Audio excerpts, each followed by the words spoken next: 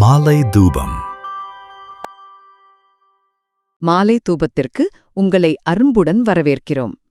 இது எண்ணாகமம் அதிகாரத்தில் கூறப்பட்டுள்ள பலிகள் மற்றும் அதன் நித்திய அர்த்தம் குறித்த ஒரு சுருக்கமான கண்ணோட்டம்.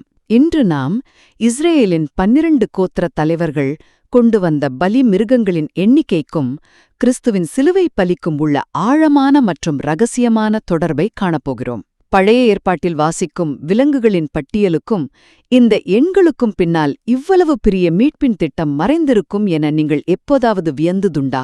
வாருங்கள், அதை குறித்து பார்ப்போம். முதலாவதாக, பிரபுக்கள் பலிபீடத்திற்கு கொண்டு வந்த அந்த 3 பலி மிருகங்களை சற்று கவனிப்போம். இளங்காளை, ஆட்டுக்கடா மற்றும் 1 வயது ஆட்டுக்குட்டி. இவை தேவனுடைய இரட்சிப்பின் திட்டத்திலுள்ள 3 காலங்களை முழுமையாக குறிக்கின்றன. அதாவது, மனித வரலாற்றை ஒரு கடிகாரமாக பார்த்தால் இந்த 3 விலங்குகளும் அதன் முட்களைப் போல கடந்த காலம், நிகழ்காலம் மற்றும் எதிர்காலம் ஆகிய முழு நேரத்தையும் அப்படியே குறிக்கின்றன. இரண்டாவதாக, கிறிஸ்துவின் பிராயச்சித்த பலியானது ஒரு குறிப்பிட்ட காலத்திற்கு மட்டும் உட்பட்டதல்ல.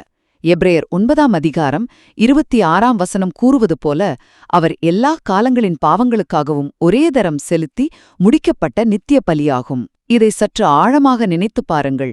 எந்த ஒரு தலைமுறையோ அல்லது வரலாற்று சகாப்தமோ அவருடைய மீட்பின் எல்லைக்கு வெளியே விடப்படவே இல்லை.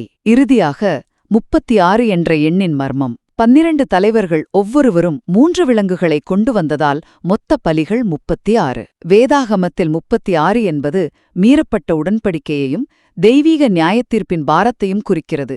யோசுவா 7 அதிகாரத்தில் ஆகானின் பாவத்தால் மாண்ட 36 பேரின் மரணத்தைப் போல. ஆனால் கிறிஸ்து இந்த 36 என்ற எண்ணின் பாரத்தை சிலுவையில் தம்மீது சுமந்து தீர்க்க அடியெடுத்து வைத்தார். பாருங்கள், இது வெறும் கணிதமல்ல.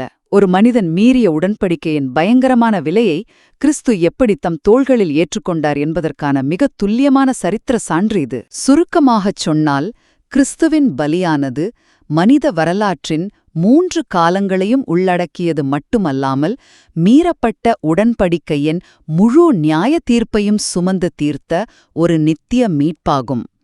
நாளைய தியானத்தில் இதே 36 என்ற எண்ணோடு தொடர்புடைய ஒரு ராஜாவின் வீழ்ச்சியை குறித்த மனதைச் சோதிக்கும் சரித்திர எச்சரிக்கையை பார்ப்போம். அதுவரை உங்களுக்காக செலுத்தப்பட்ட இந்த நித்திய பலியின் அளவிட முடியாத அன்பை சிந்தித்து மகிழுங்கள்.